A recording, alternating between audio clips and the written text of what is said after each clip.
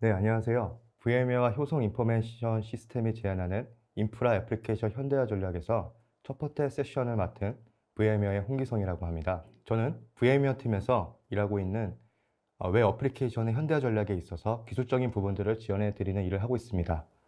오늘 웨비나에서는 이 쿠버네티스 플랫폼에서의 운영자분들을 위한 탄주 솔루션들을 알아보고 이러한 솔루션들이 어떻게 쿠버네티스 환경에서 운영을 할 수 있는데 도움을 드릴 수 있는지에 대해서 이야기를 한번 해보려고 합니다.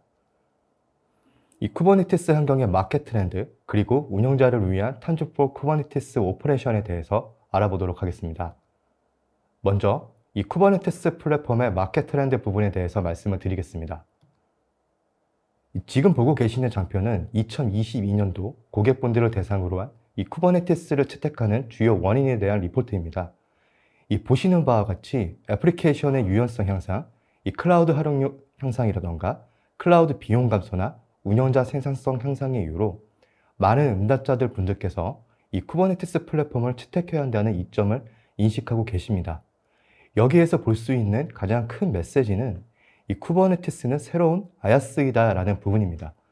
지금까지는 이 클라우드 기술스택을 얘기할 때 이 레이어를 구분해서 아야스, 파스, 이 사스 얘기를 많이 했었습니다.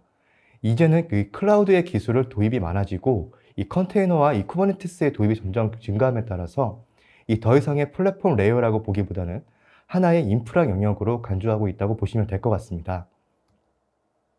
하지만 이런 쿠버네티스 플랫폼 환경으로 전환하는 데 있어서 이와 같은 이런 챌린지를 가지고 계십니다. 무려 95%의 응답자들 분들께서 이 쿠버네티스를 선택, 배포, 관리하는 데 어려움이 있다고 응답을 해주셨는데요. 이 쿠버네티스를 사용하는 가정에서 겪는 이런 챌린지로는 이 경험 및 전문성 부족이라던가 전문가 고용의 어려움, 그리고 이 쿠버네티스 클라우드 네이티브 기술 변화 속도와 굉장히 빠르게 이루어지면서 이러한 부분들에 대해서 적응하기가 굉장히 어렵다는 말씀들을 많이들 해주셨습니다.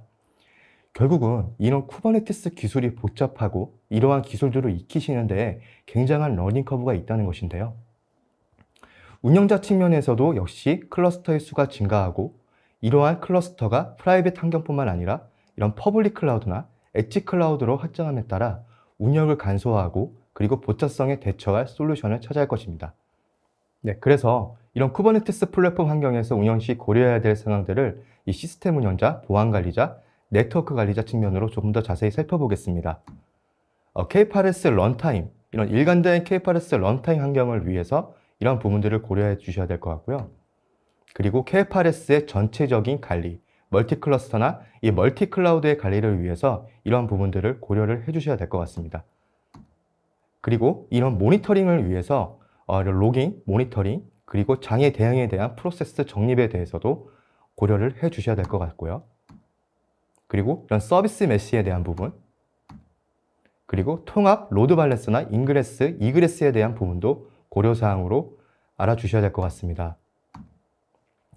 앞에서 이 쿠버네티스 플랫폼에서 겪는 챌린지와 이 쿠버네티스 플랫폼의 전환 시의 고려사항에 대해서 살펴보았는데요. 이 VM웨어 탄주에서는 이러한 부분들에 대해서 많은 고민들을 하였고 이 솔루션에 녹여내어 쉽게 운영하실 수 있도록 여러 제품 모듈들을 내놓았습니다. 지금부터 탄주4 쿠버네티스 오퍼레이션에 대해서 자세히 알아보도록 하겠습니다. 오늘 이제 본격적으로 말씀드린 TKO는 이 탄주4 쿠버네티스 오퍼레이션의 약자입니다. 즉, 멀티클라우드 환경으로 분산되어 있는 이런 쿠버네티스 플랫폼들을 효율적으로 운영하기 위해서 VM웨어에서 제시하는 탄주 기반의 솔루션들의 집합이라고 보시면 될 것 같고요. 이런 쿠버네티스 플랫폼과 워커로드들을 운영팀이 온프라미스, 퍼블릭, 프라이빗, 클라우드 엣지 환경 등 일관된 쿠버네티스 플랫폼을 구축, 관리, 모니터링 하는데 도움이 되는 제품 번들입니다. 그러면 이 탄주4 쿠버네티스 오퍼레이션, 이 TKO에는 어떤 컴포넌트들이 있는지 지금부터 살펴보도록 하겠습니다. 네, 먼저 일관된 K8s 런타임입니다. 여러 CSP에서 애저나 AWS에서 제공하는 런타임들은 이런 쿠버네티스 런타임 환경들을 표준으로 기반으로 하고 있지만 각각의 CSP의 API들이 조금씩 다를 수 있고 같은 측면에서 이 쿠버네티스를 업그레이드하는 이 작업 영역에서도 각각 CSP들의 업그레이드 방식은 조금씩 다릅니다. 운영자 입장에서 여러 CSP들에 운영되고 있는 이런 클러스터들의 업그레이드 방식을 모두 익히고 운영하시기에는 버든이 있을 수 있습니다. 두 번째로, 다양한 멀티 클라우드에 분산되어 있는 이런 클러스터들을 어떻게 쉽게 관리할 수 있는지 필요할 거고요. 세 번째로, 플랫폼 전반에 걸친 클라우드 환경 전체를 쉽게 오처버빌리티 기능을 가지고 모니터링을 하고 관찰할 수 있는지에 대한 부분. 그리고 보안적인 측면에서 제로 클러스터 아키텍처에 기반한 애플리케이션 간의 주고받는 뮤추얼 트레이스 기반 암호화 보안 강화. 다섯 번째로, 네트워크 관련해서 엔터프라이즈 레벨에 통합된 로드 밸런싱과 이그레스에 대한 관리에 대한 부분들도 운영에서 굉장히 중요합니다. 이런 복잡한 기술과 고려사항들을 어떻게 쉽게 구성하고 기업 내에서 기술들을 내재할 수 있는지, 이런 부분들도 중요하다고 볼 수가 있을 것 같은데요. 이러한 부분들을 하나의 통합 솔루션으로 제공해 줄 수 있는 부분이 탄주 for Kubernetes 오퍼레이션이라고 볼 수 있을 것 같습니다. 네, 오늘은 이 TKO에 포함된 여러 컴포넌트 중에서 가운데 보이시는 탄주 미션 컨트롤, 런해 나가는 탄주 쿠버네티스 그리드, 그리고 탄주 오처버빌리티, 탄주 서비스 메시 등 이런 4가지 컴포넌트에 대해서 한번 알아보도록 하겠습니다. 먼저 이 런에 해당하는 이 VM웨어 탄주 쿠버네티스 그리드에 대해서 알아보도록 하겠습니다. 우선 이 탄주 쿠버네티스 그리드 같은 경우는 앞서 설명드린 탄주 솔루션에서 가장 근간이 되는 쿠버네티스 런타임에 해당됩니다. 이 탄주 쿠버네티스 그리드는 어스트링 쿠버네티스를 그대로 가져다가 제품 안에 녹여 넣었다고 보시면 될 것 같습니다. 이를 통해서 프라이빗, 퍼블릭, 엣지에서 100% 동일한 쿠버네티스 환경의 구축 및 사용자 경험을 제공하고 있습니다. 이 오른쪽에 보이시는 이런 오픈소스 프로젝트들이 포함되어서 VM웨어에서 기술 지원이 되고 있습니다. 그럼 TKG가 어떤 환경에서 실행이 되고 어떻게 설치가 될 수 있는지 궁금해 하실 텐데요. AWS, Azure, VMware 등 이런 클라우드 환경에 손쉽게 설치가 가능한 다양한 설치 모델들을 가지고 있습니다. 첫 번째로 이 스탠다드 언론 방식입니다. 기본적으로 쿠베 ADM을 사용해서 우리가 TKG를 인스톨하는 거죠. 인스톨을 하게 되면 이 매니지먼트 클러스터를 생성하게 되고, 이 매니지먼트 클러스터를 통해서 AWS, Azure, VMware에서 탄주 CLI를 통해서 설치와 관리를 쉽게 적용해 보실 수 있습니다. 두 번째로는 이 vSphere 7에는 이 쿠버네티스를 관리할 수 있게끔 만들어져 있는데요. 이 슈퍼바이저 클러스터를 이네이블해서 우리가 원하는 워크로드를 만들고 관리하실 수가 있습니다. 세 번째로 SaaS형으로 뒤에서 설명드릴 탄주 미션 컨트롤을 통해서 SaaS 형태로 배포를 하실 수가 있습니다. GUI 환경에서 버튼 클릭으로 손쉽게 AWS, Azure, 이 vSphere 환경으로 클러스터를 프로비저닝을 하실 수가 있습니다. 그리고 여러 CSP의 퍼블릭 클라우드 환경이나 이 프라이빗 클라우드 환경으로 동일한 런타임 환경을 가져가므로 이 멀티 클라우드 관리를 하시는 데 있어서 하나의 런타임 환경만 관리를 하시면 되기 때문에 운영자들 분들 입장에서도 쿠버네티스를 업그레이드를 하는 작업 시에도 그런 운영 버든이 많이 줄어들 수 있는 그런 이점이 있겠습니다. 두 번째로 가장 중심에 위치하고 있는 탄주 미션 컨트롤에 대해서 설명을 드리도록 하겠습니다. 이 탄주 미션 컨트롤은 흩어져 있는 이런 퍼블릭 클라우드 상에 있는 혹은 프라이빗 클라우드 상에 있는 이 쿠버네티스 클러스터를 모니터링을 해줄 수 있는 SaaS 기반 서비스라고 생각해 주시면 됩니다. 클러스터들을 프로비저닝하고 어태치할 수 있고 모니터링할 수 있으며, 뒤에서 소개해드릴 탄주 오처버빌리티와 탄주 서비스 메시와 인티그레이션에서 통합 모니터링을 하실 수가 있습니다. 이 탄주 미션 컨트롤 UI에서 쉽게 클러스터를 만들 수 있고, 하나의 화면에서 이런 클러스터 API를 기반으로 여러 클러스터의 라이프 사이클을 관리를 하실 수가 있습니다. 또한 워커로드의 백업과 복원을 하실 수가 있고, 소노보이를 기반으로 한 감사 또는 규정 준수를 위한 컴플라이언스 테스트도 하실 수가 있습니다. 이런 멀티 클러스에 대한 보안이나 액세스 구성 관리 또한 하실 수가 있는데요. 운영자 입장에서는 이러한 모든 것들을 하나의 싱글 뷰, 단일 뷰에서 하실 수 있다는 점이 운영을 하시는 데 큰 이점이 되실 수 있을 것 같습니다. 지금 보시는 화면은 쿠버네티스 디플로이에 대한 부분입니다. 클러스터 API를 이용해서 라이프 사이클을 관리를 하실 수 있으며, 이런 클러스터에 대한 접근 제어, 그리고 시큐리티 하드닝, 그리고 컴플라이언스, 데이터 백업 등이 있겠습니다. 이 왼쪽에 보이시는 이 프로비전드 클러스터는 이 탄주 쿠버네티스 그리드 런타임을 가지고 배포한 클러스터이며 이 탄주 미션 컨트롤러에서 제공하는 이러한 모든 기능들을 사용하실 수가 있습니다. 이 오른쪽에 보이시는 어태치드 클러스터는 탄주 쿠버네티스 그리드가 아닌 기존에 배포해 놓으신 다른 런타임 환경으로 구성된 클러스터들을 어태치한 클러스터를 말하고, 이런 어태치한 클러스터들은 이 라이프 사이클을 관리하기 위한 클러스터 API만을 제외한 나머지 그런 기능들은 모두 사용이 가능하시다고 보시면 되겠습니다. 이 쿠버네티스를 운영하셨던 분들이라면 이 파드 시큐리티 폴리시를 많이 들어보셨을 겁니다. 이것을 사용하는 것은 문제 없겠지만 해당 기능은 정의에 따라 파드에만 적용할 수 있고 이 쿠버네티스의 다른 오브젝트에 대해서도 적용하기가 어려웠습니다. 또한 1.24 버전에서 이런 PSP는 데프리케이트가 될 예정입니다. 그에 따라서 최근에는 오픈 플래시 에이전트를 많이 사용하게 되는 추세인데요. 이런 OPA 같은 경우에는 모든 쿠버네티스 리소스에 적용이 가능하다는 그런 큰 장점이 있겠습니다. 오른쪽에 보이시는 시큐리티 폴리시, 이미지 폴리시, 네임스페이스 폴리시, 네트워크 폴리시, 그런 커스텀 폴리시에 적용이 가능하겠습니다. 이 TMC와 OPA를 같이 사용하게 되면 이 탄주 미션 컨트롤의 UI를 통해서 OPA의 폴리시들을 쉽게 적용할 수 있다는 것이 운영자분 입장에서 큰 이점이 될 수 있을 것 같습니다.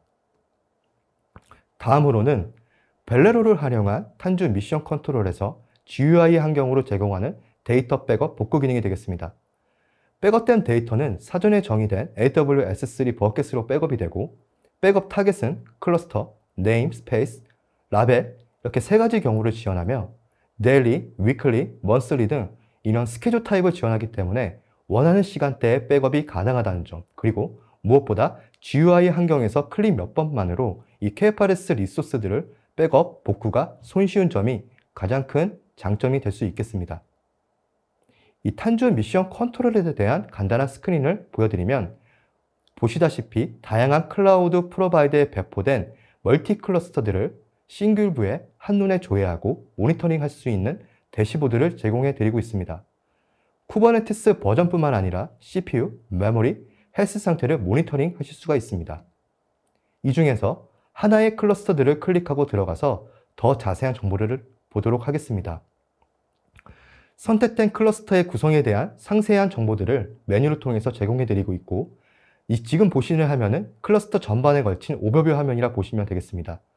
그리고 노드에 관한 정보, 노드풀의 관리는 어떻게 할 것인지, 클러스터 안에 구성된 네임스페이스, 그리고 이런 네임스페이스 안에 실제 구동되고 있는 워크로드들까지도 한눈에 확인해 보실 수 있는 그런 대시보드를 제공해 드리고 있습니다.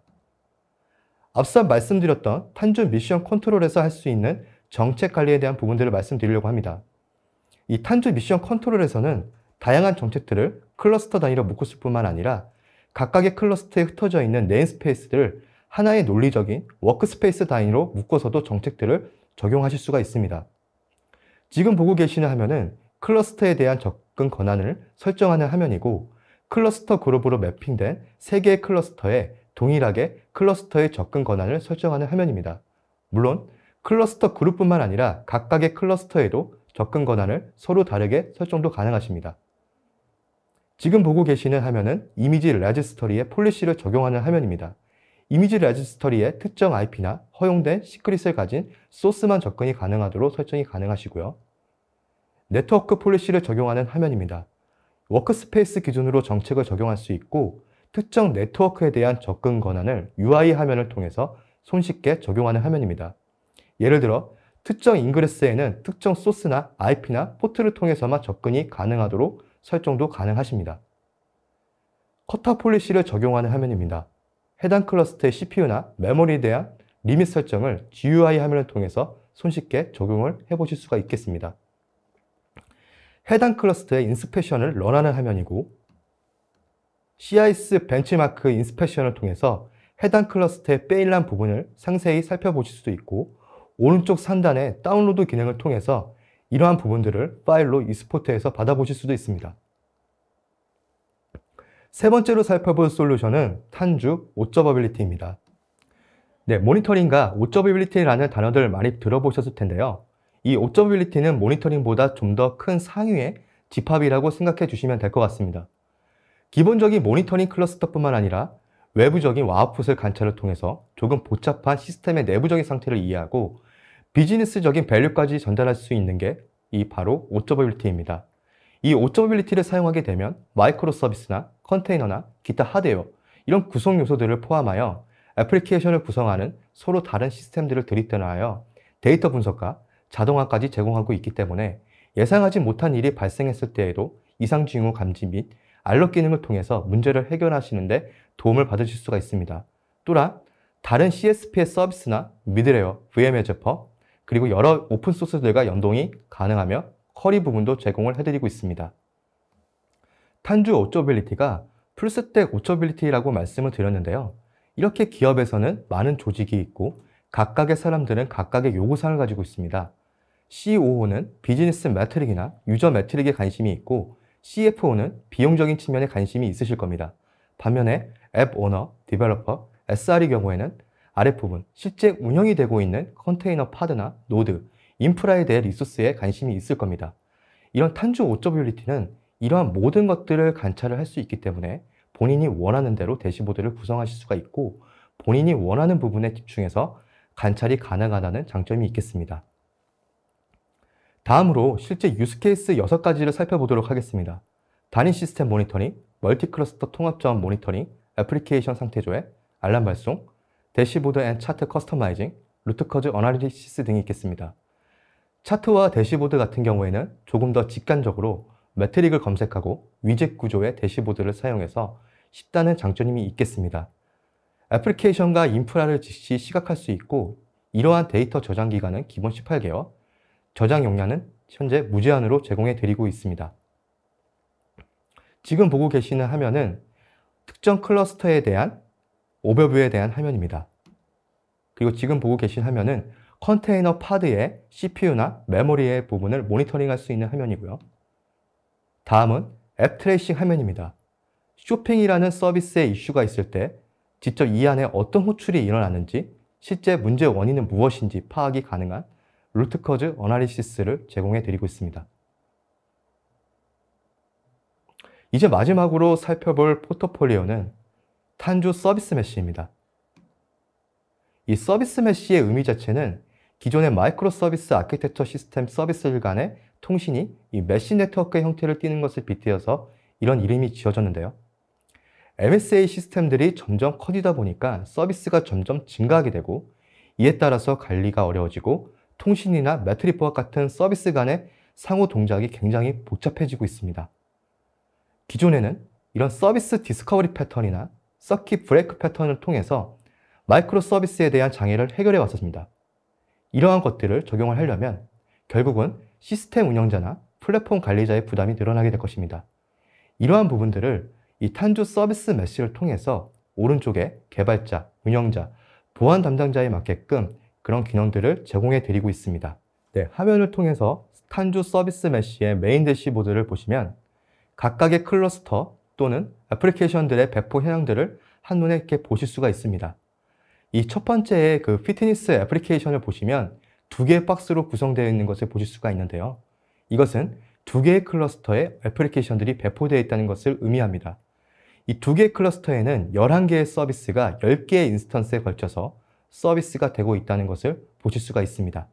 여기서 한 단계 더 나아가서 피트니스 애플리케이션을 클릭하여 살펴보면 이런 컴포넌트들 간의 커뮤니케이션 상태를 한눈에 확인하실 수 있는 대시보드를 제공해 드리고 있습니다. 또한 해당 애플리케이션들의 퍼포먼스가 어떻게 제공되고 있는지에 대해서도 대시보드를 통해서 확인하실 수가 있습니다. 이런 각각의 마이크로 서비스들은 이런 서비스 네임별로 논리적으로 어떻게 묶여 있는지도 확인이 가능하시고요. 해당 마이크로 서비스들이 어떤 인스턴스에서 수행되고 있는지에 대한 정보도 한눈에 확인이 가능하십니다. 그 외에도 플랫폼 운영자나 SRE 입장에서는 이러한 애플리케이션들이 어느 정도의 리소스를 사용하는지에 대한 모니터링도 가능하십니다. 네, 마지막으로 요약 정리인데요. 운영팀이 TKO를 통해서 얻고자 하는 목표를 4가지로 정리를 해보았습니다. 이 첫 번째로 이 클라우드 플랫폼에 대한 일관된 운영 환경과 자동화 모니터링을 가져가고 싶어 하실 거고, 그 다음으로 애플리케이션을 실제 배포하고 운영하시는 데 있어서의 비용 최적화를 위한 인사이트를 얻고 싶어 하실 겁니다.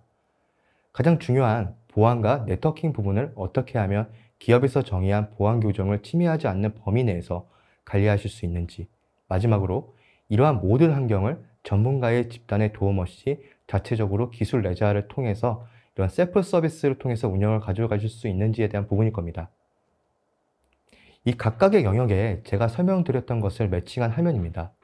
이 탄주 쿠버네티스 그리드, 탄주 서비스 메시, 이 탄주 오저버빌리티, 그리고 탄주 미션 컨트롤, 그리고 TKO에 포함되어 있진 않지만 이런 설치 구성이나 기업 자체의 기술 레제아를 지원해 드릴 수 있는 VM웨어 탄주 랩스를 통해서 이러한 4가지 고객분들이 원하는 부분들에 대해서 지원을 해드릴 수가 있을 것 같고요.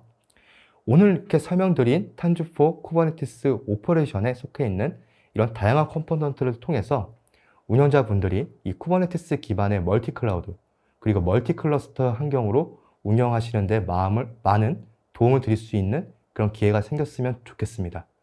지금까지 시청해주신 모든 분들께 감사드립니다. 감사합니다.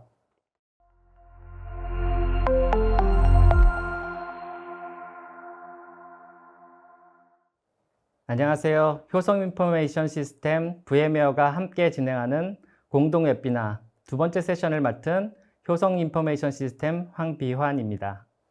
이번 시간에는 인프라 애플리케이션 현대화 전략이라는 주제로 디지털 시대에 변화하는 산업 환경과 그리고 우리의 생활 환경, 그로 인해서 발생하는 IT 환경의 변화, 이런 변화 속에서 우리 IT는 어떤 준비를 해야 되고 어떤 것들을 실행해 나가야 되는지 하나씩 설명드리도록 하겠습니다.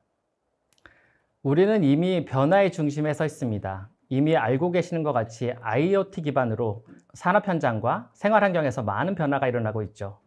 과거에는 로보틱스 같이 산업 환경에서 생산 프로세스를 자동화하는 것, 그리고 그런 생산 환경들을 AR, VR을 통해서 가상 환경에서 생산 환경과 동일한 환경을 보여줄 수 있는 디지털 트윈과 같은 서비스들을 이용해서 가상 환경에 대한 데이터들을 분석하고 서비스화에 접목하는 부분들을 많이 활용해 왔습니다. 하지만 이러한 것들이 이제는 산업 환경뿐만 아니라 자율주행이나 아니면 우리의 생활 환경 속에서 핸드폰뿐만 아니라 세탁기나 냉장고, 하다못해 그 신발까지도 다양한 IoT 센서들이 접목되면서 많은 데이터들이 폭발적으로 증가하고 있죠. 더군다나 이제는 가상 환경 속에서 우리가 학교를 등교하거나 아니면 직장 생활을 하는 등 우리가 가상 환경에서 실제로 자산들을 부동산을 사거나 건물을 짓고 판매하는 부분들이 이제는 현실과 구분되지 않는 서비스들로 제공되고 있습니다. 이런 하나하나의 서비스가 이제는 가상뿐만 아니라 현실 오프라인과도 접목되기 시작했고, 이런 데이터들은 앞으로 더욱더 늘어날 것입니다. 즉, IoT 기반으로 가상 환경까지 우리는 수없이 많은 데이터들이 발생할 것이고, 그러한 데이터들을 어떻게 저장하고 공유하고 분석해서 실제 소비자에게 유용한 가치 있는 데이터를 제공할 것인가에 데이터 중심으로 서비스가 확대될 것이라는 걸 알고 있습니다. 이러한 환경적 변화를 우리는 IT 기술로 기존의 메인프레임이나 유닉스, 리눅스 같은 중앙집적인 서비스에서 이제는 클라우드 같은 환경에 자원을 효율적으로 쓸 수 있는 인프라 기반으로 서비스들을 제공해 나갔습니다. 즉, 변화하는 기술의 인프라에 대한 변화로서 대응해 왔던 것입니다. 하지만 우리는 이런 부분들의 한계가 있다는 것을 점점 느끼고 있습니다. 자원을 좀 더 효율적으로 쓸 수 있는 것, 서버, 스토리지, 네트워크, 보안, 이런 부분들을 가상에서 쓸 수 있는 것들은 당연히 효율적이고, 그 기반으로 기업에서 필요한 AI 플랫폼이나 빅데이터 플랫폼이나 이런 것들을 자동화해서 배포할 수 있다는 것은 가장 적합하고 좋은 부분이지만, 설명드린 것 같이 디지털 시대에 빠르게 변하는 서비스를 그때그때 반영하고 변화를 주고 개선하는 부분에서는 한계에 와 있는 것을 우리는 알고 있습니다. 그렇기 때문에 우리는 이 인프라 현대와 함께 애플리케이션 현대에 대한 관심을 가지게 되는 것입니다. 즉, 이러한 인프라 현대화 기반의 애플리케이션 현대화라는 것들을 어떻게 진행하는지 이제부터 확인해 나가도록 하겠습니다. 기업들의 변화를 좀 한번 살펴보도록 하겠습니다. 이미 서버 스토리지 네트워크 보안에 대한 가상화들을 기반으로 운영 자동화를 해왔던 기업들은 클라우드에 익숙한 기업들은 이제 인프라만으로는 서비스의 만족을 모두 시킬 수 없다는 것을 알기 때문에 서비스의 유연성을 주기 위해서 컨테이너라는 환경에 집중하기 시작했습니다. 하지만 이 컨테이너라는 것들을 무조건 다 좋은 것이냐, 무조건 기존 시스템보다 다 경량화되기 때문에 매우 좋고 빠르게 서비스를 제공할 수 있는 것이냐, 이런 쪽에서 실제 사용해 본 분들은 그것이 아니라는 것들을 알게 될 것입니다. 컨테이너 기반으로 서비스를 좀 더 경량하고 빠르게 제공할 수는 있지만 컨테이너 기반으로 서비스들이 굉장히 잘게 쪼개지고 많은 관리 포인트가 생김으로 인해서 그런 것들을 운영 관리하는데 점점 어려움을 겪게 되는 것입니다. 그래서 컨테이너를 고민했던 기업들의 대부분들이 쿠버네티스 기반의 운영 관리를 선택하고 있는 것입니다. 보시는 것과 같이 이제 쿠버네티스 기반의 운영 관리를 선택하는 이유 중에 많은 이유가 이제 리소스에 대한 활용도, 리소스를 어떻게 가용해서 제대로 활용할 것이냐에 대한 부분들, 그리고 지속적으로 변화되는 이런 오픈소스 기반의 솔루션들을 어떻게 업그레이드하고 그 다음에 개발과 연계해서 빠르게 제공할 것이냐, 이런 쪽으로의 기술 접목을 많이 해왔습니다. 하지만 이제 기업들의 인프라, 이아스 기반의 클라우드 서비스를 이용하고 그 기반에서 이제 쿠버네티스 기반의 환경을 이용하는 기업들은 대부분 이런 생각을 합니다. 꼭 프라이빗에서만, 퍼블릭에서만, 이렇게 각각의 특정된 클라우드에서만 이런 것들을 사용해야 될까라는 고민들을 많이 하시게 됩니다. 즉, 이런 다양한 경험을 해왔던 기업들은 프라이빗과 퍼블릭, 그 다음에 하이브리드나 멀티 클라우드의 각각의 장점들을 다 알고 계시기 때문에 이런 각각의 장점을 고루 사용할 수 있는 방법으로서 애플리케이션 이동성에 대한 부분들을 많이 고민하게 되십니다. 그렇기 때문에 이런 기업일수록 하이브리드나 멀티 클라우드의 전략들을 많이 세워나가고 있는 것입니다. 그러면 이제 앞에서 이렇게 기업들이 어떤 방향으로 나가고 산업의 변화에 따라서 우리가 인프라 이동성이나 그다음에 어플리케이션 이동성에 대한 부분들을 가져가야 되는 것들, 그런 것들을 설명드렸다면 이제는 그런 인프라와 어플리케이션이 어떻게 변화되는지 하나씩 조금 더 설명드리도록 하겠습니다. 기존의 인프라 현대화라고 하면은 서버 스토리지 네트워크를 가상화하고 보안을 가상화해서 운영 관리를 자동화하는 것. 예전에는 클라우드라고 하면 이아스라고 분명히 얘기를 했던 부분들이 있습니다. 이런 부분들이 이제는 환경적인 변화에 따라서 서비스를 조금 더 빠르게 제공하기 위한 기반으로 많이들 변경돼 갔다고 말씀드렸고요. 그렇기 때문에 보시는 것 같이 쿠버네티스 기반 또는 컨테이너 기반으로 서비스들이 많이 변화되었던 것입니다. 즉, 인프라 위주에서 이제 애플리케이션 기반으로 서비스들이 많이 변경되어 왔던 것이죠.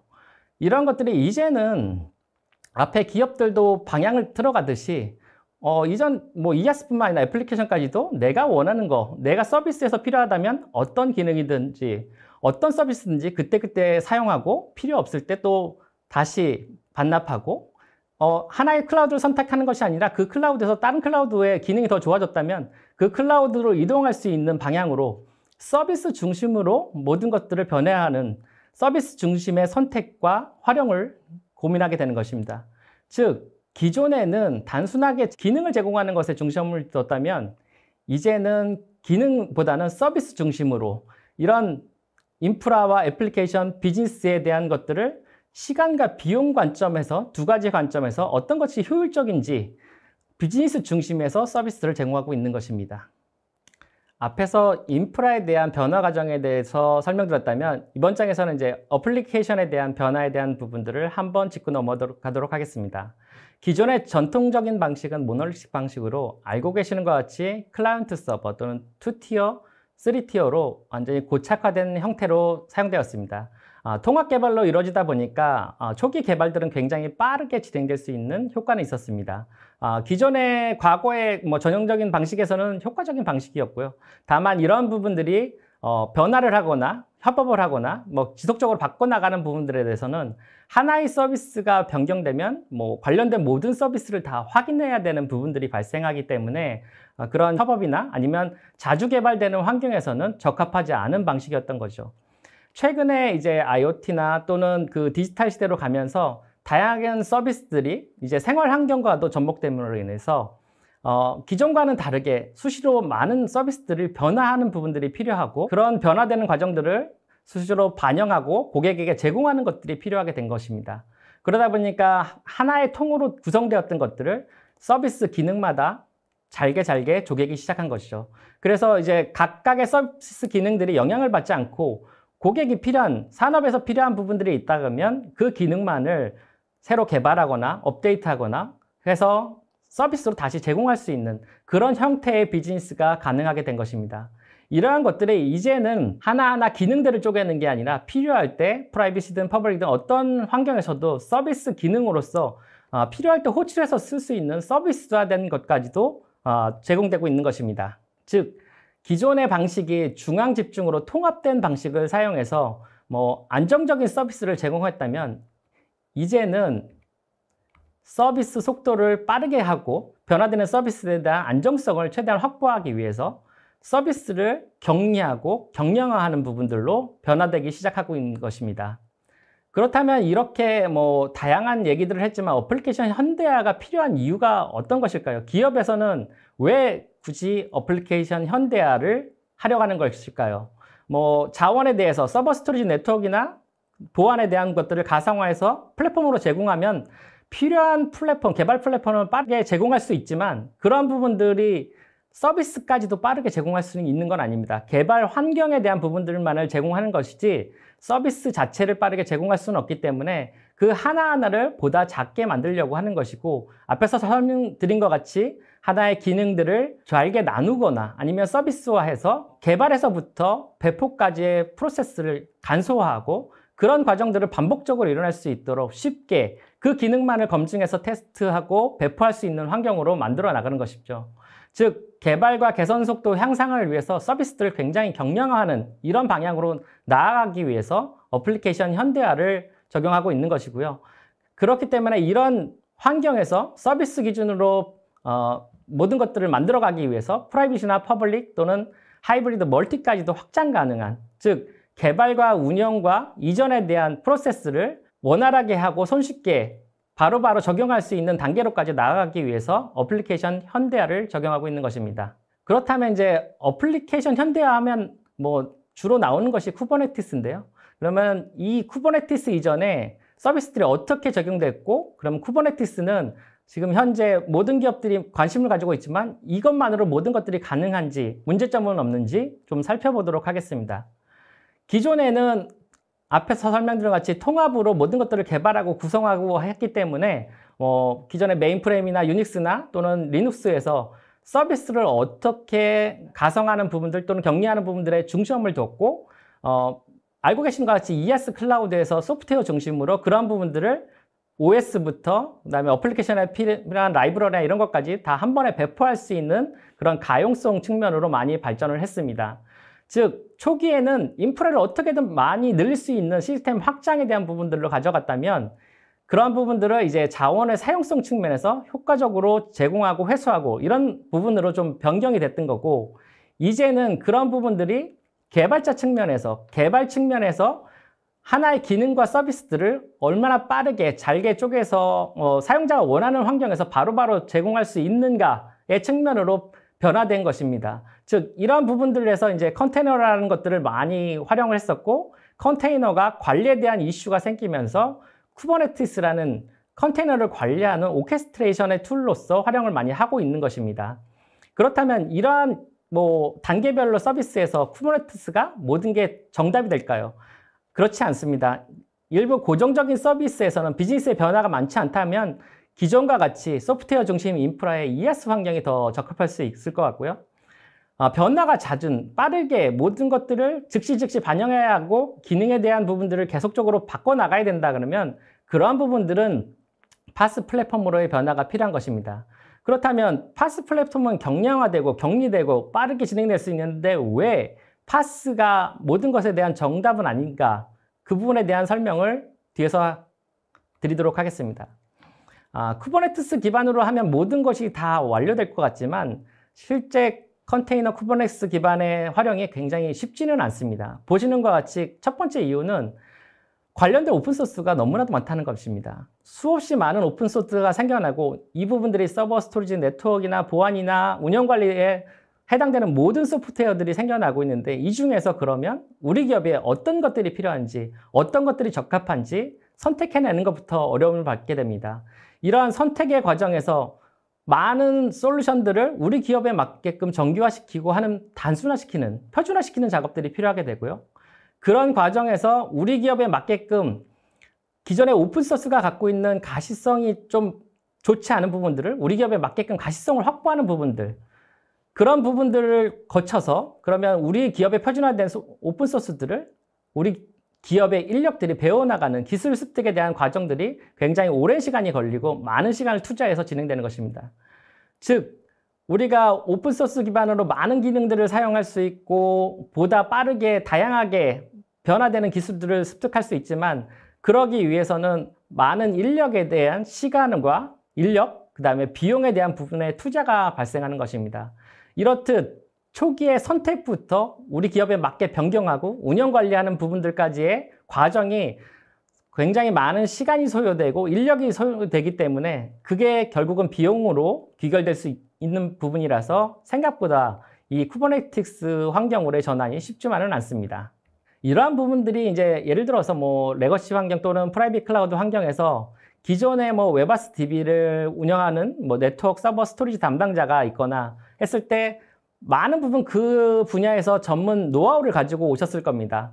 그런 부분들이 이제는 어플리케이션 기반의 또는 개발 기반으로 많이 바뀌다 보니 데브옵스 운영들을 하기 위해서는 기존과 다른 프로세스, 개발자와 운영의 역할이 조금 혼재되는 개발에서 운영의 일부 자원까지도 배포할 수 있는 환경까지도 진행하다 보니 이런 역할에 대한 부분들을 정확히 구분하기 어렵고 거기에 대해서 우리 기업이 갖고 있는 뭐 정책이나 SLA 인력들을 동일하게 가져가기가 생각보다 쉽지 않습니다.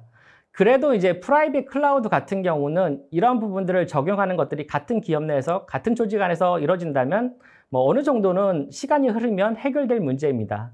단지 이런 부분들이 이제 그러면 퍼블릭 클라우드나 뭐 하이브리드 멀티 클라우드까지 최근에 기업들이 보통 클라우드를 뭐 3개에서 5개까지 사용하고 있다고 하는데 이렇게 다양해지는 클라우드에서 그럼 우리 기업이 갖고 있는 정책들을 IT 운영과 데브옵스 운영들을 포괄하면서 동일하게 적용하고 하는 것들이 가능할 것인가? 우리 인력과 역량만으로 가능할 것인가? 이런 일관성이나 통제 관리 및 애플리케이션 호환성에 대한 문제가 발생하게 되는 것입니다. 이런 문제로 인해서 우리의 운영은 생각보다 어려워지고 우리의 기존에 갖고 있는 노하우, 기존 경험이나 기존 툴이나 이런 것들을 그대로 사용하지 못함으로 인해서 관리와 비용에 대한 문제가 발생되는 것입니다. 그렇다면 이렇게 뭐 쿠버네티스 환경으로 또 기존 인프라 운영과 같이 혼재되면서 어려운 부분들이 있는데 이런 부분들을 해결하기 위해서 어떤 부분들을 준비해 나가야 될까요? 인프라 애플리케이션 현대화를 위한 준비사항이라고 했는데 일단 기본적으로 이런 것들을 하기 위해서 인프라 앱 측면에서 어떤 것들이 필요한지 한번 살펴보면 기본적으로는 뭐 인프라 확장에 대한 부분들을 어떻게 가져갈 것이냐, 그럼 확장되는 환경 속에서 그럼 안정성이나 효율성을 어떻게 가져갈 것이냐.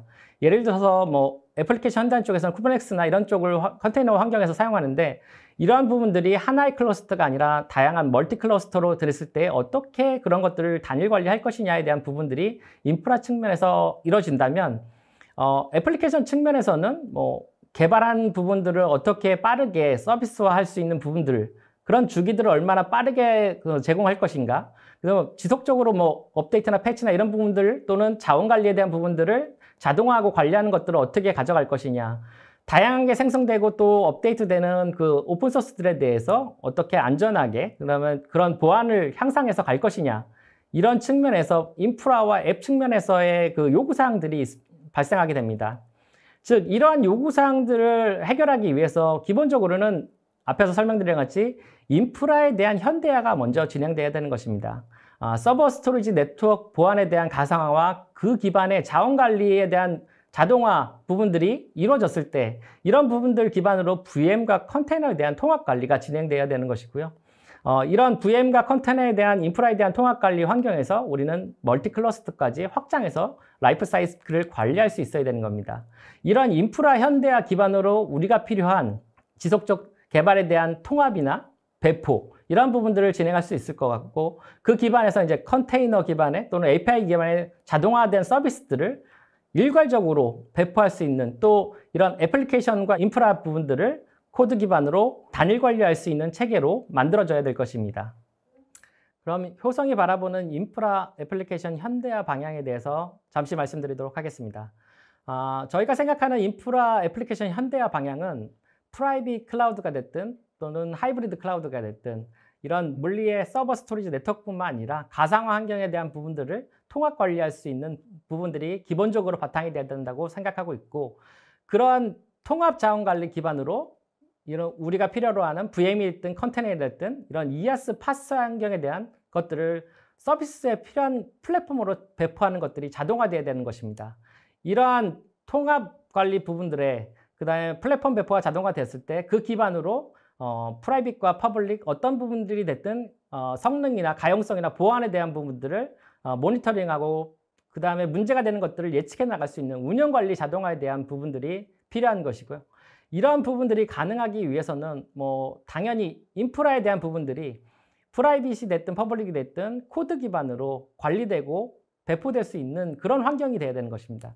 그런 환경이 되었을 때 개발자 환경에서 애플리케이션을 배포할 때 인프라에 대한 환경까지도 어느 정도 배포가 되고 관리될 수 있는 부분들이 적용될 수 있는 것이고, 이러한 코드 기반의 인프라 및 어플리케이션 환경이 적용됐을 때 이러한 프라이빗 클라우드 환경에서도 퍼블릭 클라우드로 또는 퍼블릭에서도 프라이빗 클라우드 환경으로의 이동성을 확보할 수 있는 것입니다. 즉 인프라의 이동성과 어플리케이션의 이동성을 확보할 수 있는 것이 저희가 바라보는 방향이며, 이런 것들이 우리 기업이 가지고 있는 고유 정책 또는 SLA 보안 이런 것들을 프라이빗과 퍼블릭 또는 하이브리드 멀티 클라우드에서도 동일하게 적용할 수 있는 환경으로의 변화, 이런 것들을 가능하게 하는 것이 인프라 어플리케이션의 현대화 방향이라고 말씀드릴 수 있습니다.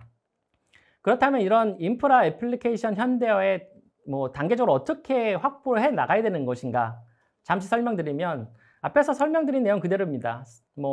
소프트웨어 정의 데이터 센터라고 해서 이제 서버 스토리지 네트워크, 그다음에 운영 관리에 대한 자동화를 가져가는 것은 기본 베이스로 깔아야 됩니다. 즉 우리 물리 인프라뿐만 아니라 그 가상화 환경에 대한 용량이나 상태, 가용률, 성능에 대한 부분들까지 다 가시성이 있게 우리가 눈에 보일 수 있게 확인하고 분석해서 얼마를 쓸지, 향후에 얼마가 사용될지 이런 것들을 예측할 수 있는 환경으로의 변화가 필요한 것입니다.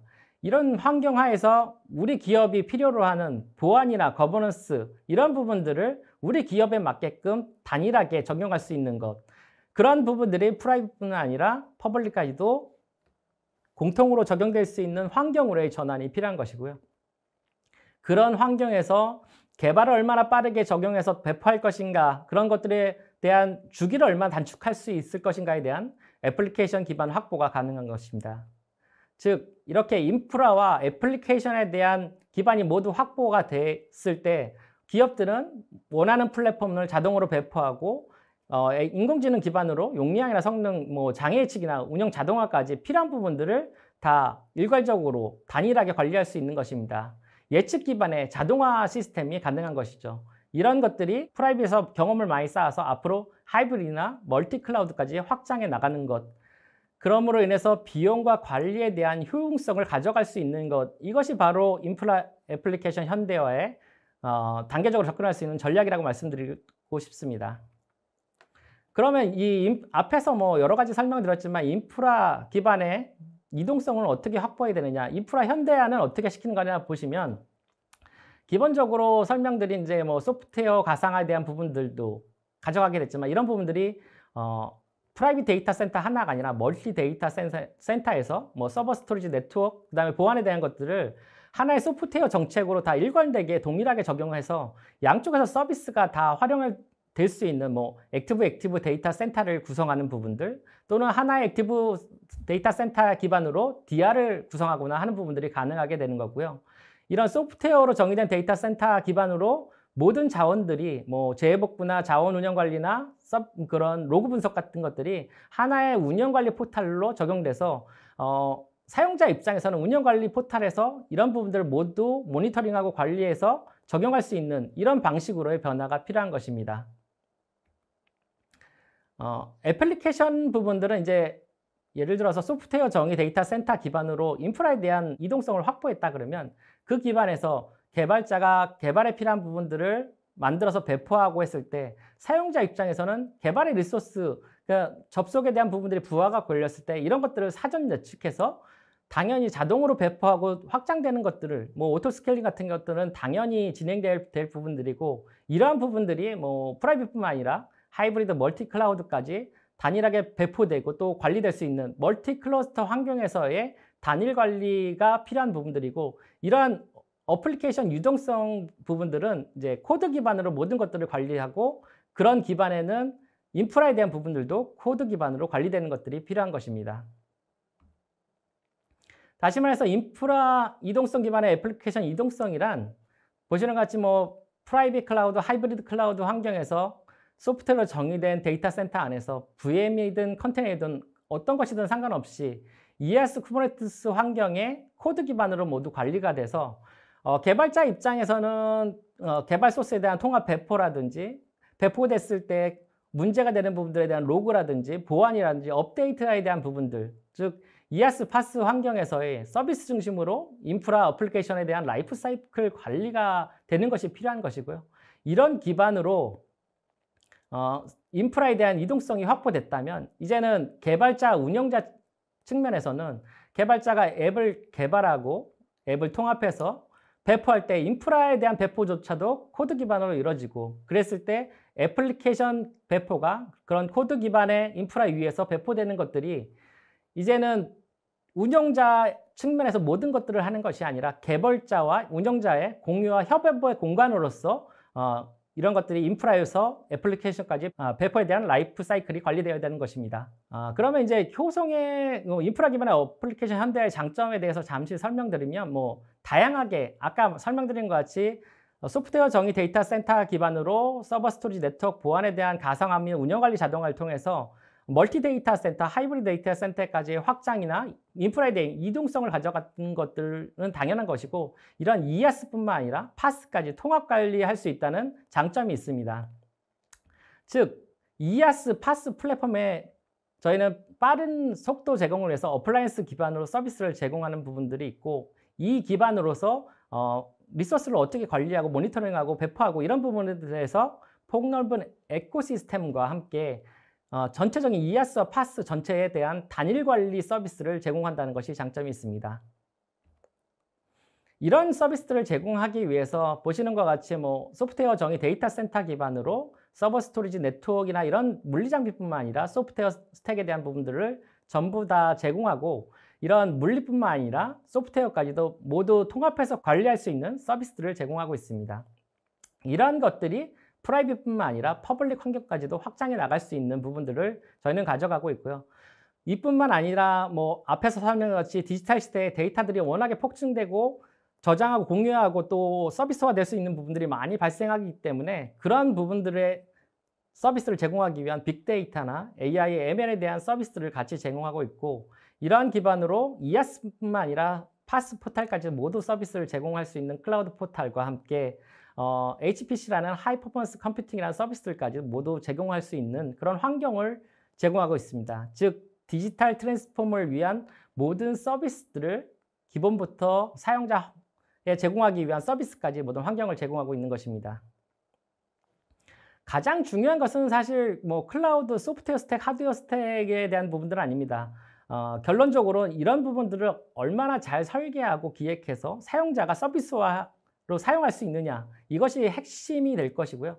저희는 당연히 하드웨어나 소프트웨어 스택을 제공할 뿐만 아니라 공공이나 금융이나 이런 다양한 기업 환경에서 저희가 직접 클라우드 인프라에 대한 것들을 설계하고 자문하고, 실제 컨설팅을 통해서 기업이 무엇을 원하는지 필요한 부분들에 대해서 파악하고 직접 향후에 어떤 부분들을 적용해 나가야 될지 방향을 구성해주고 구체화해주는 부분들을 가져갔고, 거기에 대한 구축이나 기술 지원까지도 모두 다 진행한 다양한 분야에서의 서비스 경험, 그런 부분들이 이제 프라이빗뿐만 아니라 하이브리드 클라우드까지의 경험이 있기 때문에, 그런 뭐 기업에서 요구하는 기술 역량에 대한 요구사항들, 그리고 기업에서 비즈니스에 필요한 부분들을 충족할 수 있는데 많은 도움을 드릴 수 있을 거라고 생각합니다. VM웨어와 효성은 강력한 협력 체계를 가지고 있습니다. 기본적으로 히타치 벤타라와 VM웨어가 공동 설계한 HCI 어플라이언스 기반의 프라이빗 클라우드뿐만 아니라 그것을 기반으로 한 하이브리드 클라우드까지의 이동성을 확보할 수 있는 서비스를 가져가고 있고요. 또한 입증된 기술력을 가지고선 이제 고객들한테 솔루션을 제공하고 기술 능력을 제공할 수 있는 최상의 파트너로서의 자리를 매김하고 있습니다. 저희는 이런 부분들을 직접 고객들이 와서 체험하고 논의하고 사용해 볼 수 있는 공간으로서 DX 센터를 구성해서 운영하고 있습니다. 클라우드 운영자 관점에서는 말씀드린 소프트웨어 정의, 인프라에 대한 부분들, 서버 스토리지 네트워크 보안에 대한 가상화뿐만 아니라 기존의 외장 스토리로 같이 활용하는 부분들까지도 확인해 보실 수 있고요. 그를 기반으로 데이터 센터를 어떻게 설계하는지, 데이터 센터 설계 기준으로 서비스에 필요한 카탈로그를 어떻게 배포하는지에 대한 부분들을 가져가실 수 있고요. 이런 부분들을 사용자 입장에서는 플랫폼으로 배포해서 즉 사용할 수 있는 부분들과 앞으로 어떤 부분들이 문제가 될지 인프라에 대한 통합 관리라든지 예측 기반의 서비스들을 가져갈 수 있도록 데이터 센터를 구성해서 직접 고객이 보시고 확인하실 수 있을 뿐만 아니라 저희가 준비하고 있는 것들은 고객이 직접 체험할 수 있는 환경으로서 DX 센터에 대한 부분들을 가져가고 있습니다. 지금까지 경청해 주셔서 감사합니다.